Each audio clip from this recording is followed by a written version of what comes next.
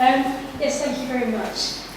Today I'm just going to run through, I've got about 20 minutes, hopefully there will be a clear explanation of three key areas.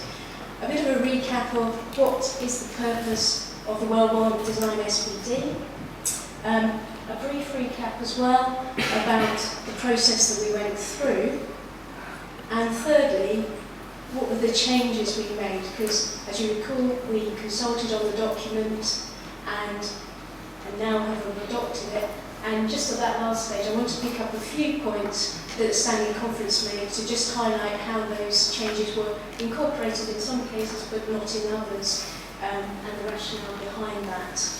So if I could just sort of do a bit of recap, and apologies for those who perhaps know this all too well, but just explain what is the purpose of the Design SPD. The intention is to provide fuller guidance on the design principles set out in the plan. That's the vision, the objectives and policies in the plan. Obviously, we as a council we're committed to achieving high design quality for the future residents of the development. It also gives greater clarity in terms of the council's design expectations, especially for the applicants and the local community surrounding the development.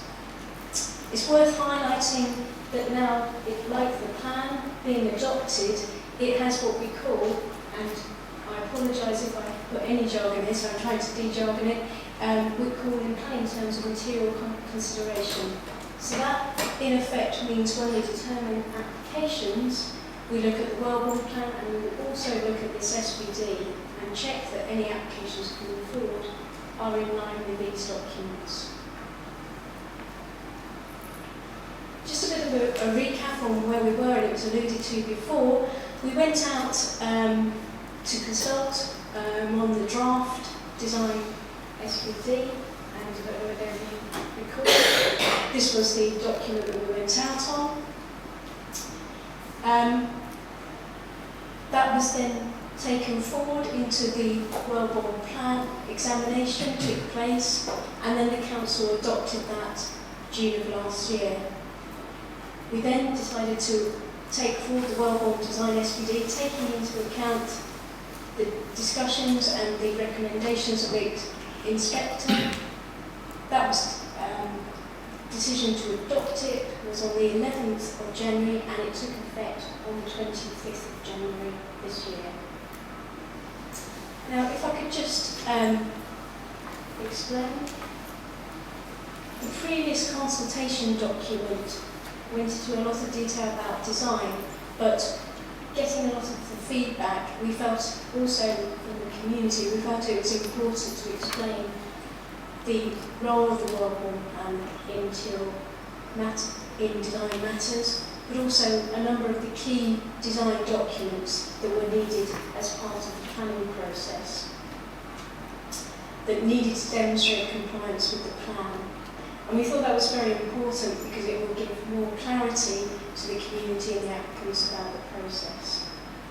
So we have a part one that talks about the process, and the second part talks about what we expect the design, i.e. what's good design, what looks good, what we do don't in the site. So giving people more understanding of both the process and design expectations.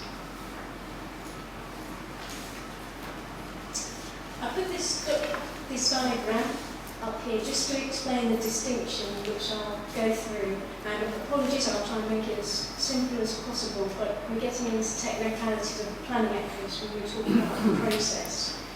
So we've got the Welborne plan, which was adopted, and now the Design SPD. There's an important part of the plan, which is called the Strategic Framework Diagram, which is part of the plan. And I'll go back and explain a little bit more about it. And then below the arrow are a series of documents, and they're key design documents that we require an applicant to submit in various different scenarios. So there's just a distinction there that I need to just highlight. So I just want to focus on the strategic framework diagram and explain its role. The purpose of the strategic framework diagram is to form a common basis for the comprehensive planning of Welborne. As the slide highlights, and this is the diagram that appears in the Welborne plan, it shows the location and a number of features of the development, how it's shaped by the landscape, the central park, board areas where the residential development goes, location of schools, the district centre, local centres, employment and landscape buffers.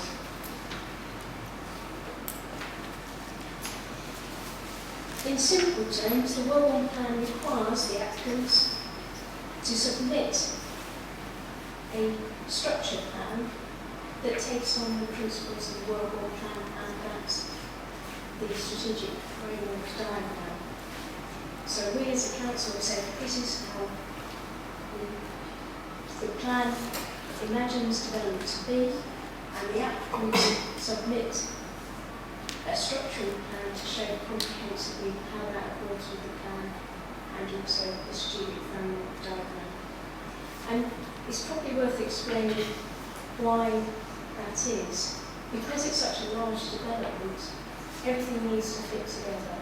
So when because there won't be just one application on the site, there'll be many, and it just is important to have a framework in which you can actually get development delivered in the right phase at the right time, and there's an overall plan moving forward.